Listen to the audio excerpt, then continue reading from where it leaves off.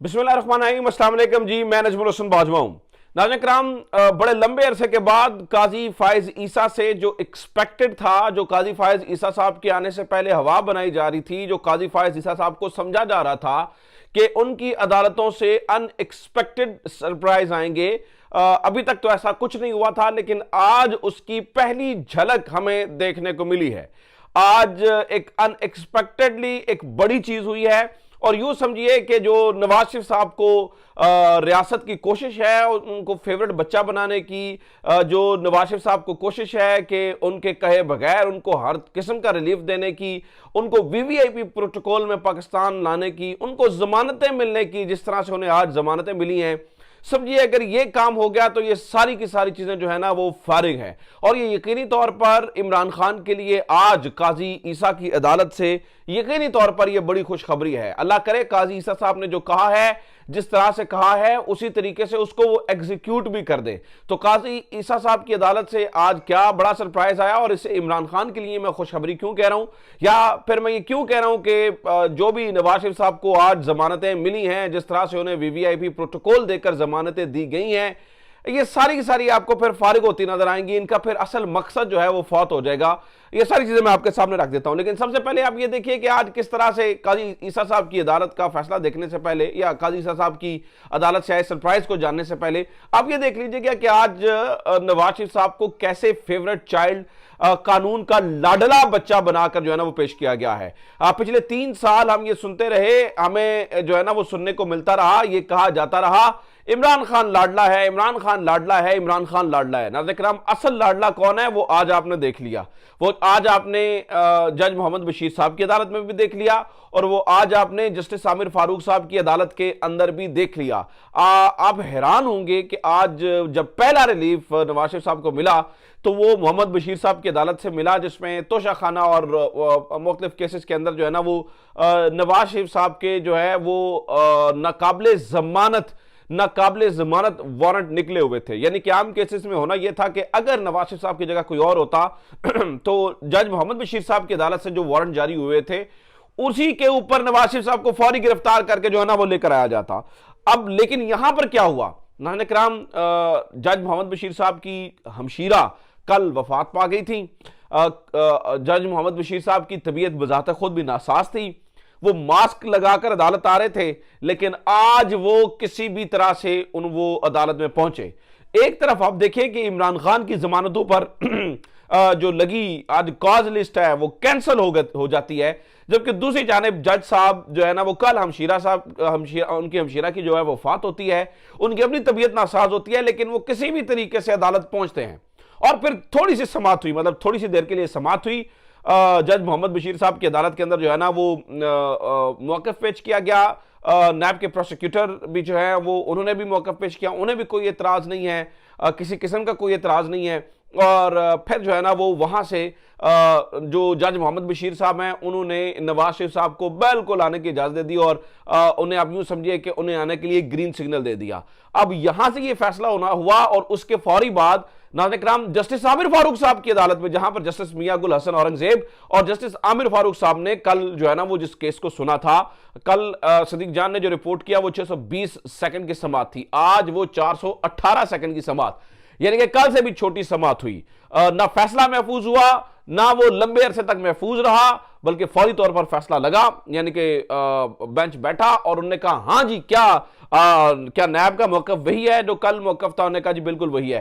तारीख में पहली बार, नाज़रीन किराम, तारीख में पहली बार मुजरिम को हिफाजती जमानत दी गई। यानी आप यूं समझिए कि इससे पहले तारीख में ऐसा हुआ ही नहीं है कि किसी मुजरिम को हिफाजती जमानत जो है ना वो दी जाए, लेकिन मुजरिम को हिफाजती जमानत जो है वो दे दी गई। ये जस्टिस आमिर फारूक साहब की अदालत की करामात हैं, ये जस्टिस आमिर फारूक साहब की अदालत के मोजज़े हैं। यही जस्टिस आमिर फारूक साहब, आपको ये ज़हन में होना चाहिए, जब इमरान खान का मामला आता है तो किस तरह से जो है वो कानून की मेख तक जाते हैं, किस तरह से जो है वो लंबे अरसे तक मामला लटका रहता है। यानी कि इमरान खान की समाअत जेल के अंदर होनी है या बाहर होनी है, इस मामले को ही जो है ना वो 2-2 हफ्ते फैसला महफूज करके रखा जाता है, लेकिन ना आज कोई फैसला महफूज हुआ, ना आज जो है वो कुछ इस तरह की चीज हुई, बल्कि मौके के ऊपर फैसला जो है वो सुनाया गया। और एक तरफ इमरान खान पिछले 2 महीने से ये एक बोगस सा साइफर का मुकदमा है, उससे उस मामले में जेल में है, उस मामले के अंदर फैसला महफूज हो जाता है और वो कहते हैं जी अदालत 2-3 दिन के अंदर सुनाएगी आपको फैसला, और वो 2-3 दिन 25-25 दिन तक चले जाते हैं। लेकिन नवाज शरीफ साहब को वो अनोखे लाडले हैं चुके, तो रियासत जो है वो उन्हें लाडला बच्चा बनाकर जो है वो पेश कर रही है। इसलिए नवाज शरीफ साहब को जो है ना वो हर गुनाह माफ है, हर चीज उनकी जो है ना वो बिल्कुल सही है। तो नाज़रीन किराम, इस तरह से जो है ना वो नवाज शरीफ साहब को लाडला बच्चा बनाकर पेश किया गया। तो जस्टिस आमिर फारूक साहब की अदालत ने भी आज उनकी हिफाजती जमानत मंजूर कर ली। अब कोई इशू नहीं है नवाज शरीफ साहब के लिए कि वो लाहौर उतरना चाहें तो लाहौर उतरें, इस्लामाबाद उतरना चाहें तो इस्लामाबाद उतरें, जहां पर वो जाना चाहते हैं वो आराम से जाएं, उनको इस मामले में कोई इशू नहीं है। दूसरा नाज़रीन किराम, अब जब यहां पर सारा कुछ हो रहा था तो आज सुप्रीम कोर्ट में भी अदालत लगी हुई थी, आज काजी फायज ईसा साहब की अदालत भी लगी हुई थी। अब काजी फायज ईसा साहब मुख्तलिफ केसेस सुन रहे थे, तो मीनवाइल जो आज बड़ी बात, जो अनएक्सपेक्टेड चीज हुई वो ये हुआ कि ना कोई आज इस्तदा कर रहा था, ना किसी ने इस बारे में बात की, बल्कि एक और मुकदमे को लगाने के लिए काजी फायज ईसा साहब से कहा गया कि जनाब इस मुकदमे को समाअत के लिए मुकर्रर कर दें। तो काजी फायज ईसा साहब ने इस मौके पे कहा, देखिए अगले कुछ दिन जो है ना वो बड़े अहम केसेस आ रहे हैं, तो इस केस को जिसकी आप कह रहे हैं हम इसको 2 महीने बाद कर लेंगे। तो इंदिया दिया गया। काजी फायज साहब ने कहा कि पाकिस्तान में इंतखाबात का केस, आम इंतखाबात का केस और फौजी अदालतों का केस हम लगाने जा रहे हैं। नाज़रीन किराम, ये इतना अनएक्सपेक्टेड है काजी ईसा साहब से, जो अभी तक उनके शुरुआती दौर है जब से वो आए हैं। अगर इंतखाबात का केस लगता है तो अब दूध का दूध और पानी का पानी हो जाएगा। ये जजेस कभी भी ये नहीं कह सकते, किसी तरीके से ये नहीं कह सकते कि इंतखाबात को जो है वो डिले किया जाए। ये डायरेक्टली इमरान खान के लिए खुशखबरी है अगर इंतखाबात हो जाते हैं। देखिए, जब काजी साहब की अदालत के अंदर यह केस सुना जा रहा होगा, ये सारी चीजें कही जा रही होंगी और ये सारी चीजें जो है ना वो पेश की जा रही होंगी, तो ऑब्वियसली उनके सामने ये भी रखा जाएगा कि किस तरह से इमरान खान की पार्टी को नुक्कड़ लाइन लगाने की कोशिश की जा रही है। ऑब्वियसली उनके सामने ये भी रखा जाएगा कि किस तरह से इमरान खान को जो है उनकी पार्टी को लेवल प्लेइंग फील्ड जो है ना वो नहीं दी जा रही है। काजी साहब इन चीजों को सुनने का शौक रखते हैं, काजी साहब बड़े डिटेल में जाते हैं। हमने ये देखा कि इस मामले के अंदर जो इससे पहले काजी साहब ने फुल कोर्ट बनाया था, उसमें वो कितनी डिटेल के अंदर गए। अब देखना यह है कि इलेक्शन के मामले के ऊपर भी वो फुल कोड बनाते हैं, क्योंकि पिछली दफा इलेक्शन का मामला आया था, उन्होंने कहा था उनका सबसे बड़ा मौका भी ये था कि वो फुल कोड बनाना चाहिए। तो अब देखते हैं फुल कोड बनाते हैं और फिर उसे लाइव करते हैं या नहीं करते हैं, क्योंकि अब पाकिस्तान की पूरी अवाम देखेगी कि जजेस का मौकफ क्या है, जज अब क्या कहते हैं। अब जो है ना वो बंद गली में फंस गए, आप समझे सारी चीजें। अब जाती मौकफ कुछ भी हो, अब कानूनी मौकफ से पीछे नहीं हटा जा सकता, और यह डायरेक्टली इमरान खान के लिए जो है वो एक बहुत अच्छी खबर है। मैं ये नहीं कहता कि इमरान खान की नाअहली खत्म हो जाएगी, लेकिन मैं ये जरूर कह रहा हूं कि अगर केस लगता है काजी ईसा की अदालत में, तो फिर ऐसा नहीं हो सकेगा कि तहरीक इंसाफ पर पाबंदी लगा दी जाए, या तहरीक इंसाफ की पाबंदी अगर लग जाती है, ये कुछ तरह चीज होती है तो वो डिस्कस ना हो, और सुप्रीम कोर्ट उसको ऐसा नहीं हो सकता कि उसको बरकरार रखे। काजी ईसा जो है ना वो इस तरह से आंखें बंद नहीं कर सकेंगे। तो आज जो सारी चीजें हुई, यानी कि जो जमानतें मिली नवाज शरीफ साहब को, और ये जिस तरह सारा कुछ हुआ, आप ये समझे कि अगर काजी फायज ईसा साहब की अदालत के अंदर ये केस टेकअप हो जाता है और उसके ऊपर जल्द फैसला हो जाता है, तो फिर काजी फायज ईसा साहब की जमानतें वो जो आज जस्टिस आमिर फारूक साहब ने जो जमानतें दी हैं, जो जिस तरह से चीजें हुई हैं, वो सारी की सारी जो है ना वो फारिग होती नजर आएंगी, क्योंकि नवाज शरीफ साहब की कोई सपोर्ट नहीं है। आप धांधली करके, धांधली छोड़ के धांधला भी कर लें तो लोग इतनी बड़ी तादाद में जो है वो अब इमरान खान के साथ हैं कि आप उसको कुछ नहीं बिगाड़ सकते। मिसाल देता हूं मैं आपको, अभी एक ताजा तरीन सर्वे हुआ है, उस ताजा तरीन सर्वे के मैं आपके सामने हकायक रखूंगा, आप हैरान हो जाएंगे कि जो है ना वो चीजें किस हद तक आगे जा चुकी हैं। ये सवाल पूछा गया कि कौन सा लीडर जो है ना वो आपके ख्याल में जो है वो ज्यादा मकबूल है, या जिसे आप ज्यादा पसंद करते हैं।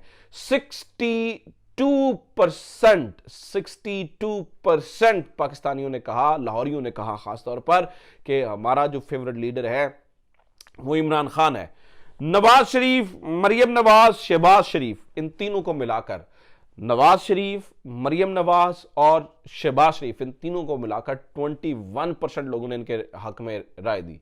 क्योंकि आपको पता ही है कि अगर वो अलग अलग हो ना तो फिर मरियम नवाज साहबा की जो इक्वेशंस हैं वो बड़े और तरीके से काम करती हैं। 33, 33, 38 कुछ वो इस तरह से कहती होती हैं कि वो मिला के जी हमारे ज़्यादा बन जाते हैं।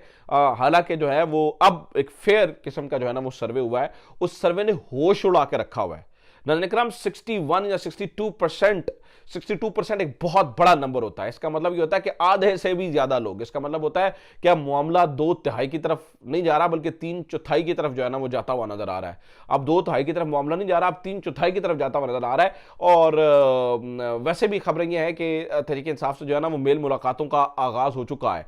एक बड़ी मुलाकात बताया ये जा रहा है कि सदर ममलिकत से भी हुई है और एक मुलाकात जो है ना वो डायरेक्टली निगरान हुकूमत ने तहरीक इंसाफ के शफकत महमूद से भी की है। ये 2 मुलाकातों के बारे में जो है ना वो खबरें, इन खबरों की तफसीलात मैं आपको अगली वीडियो में देता हूं।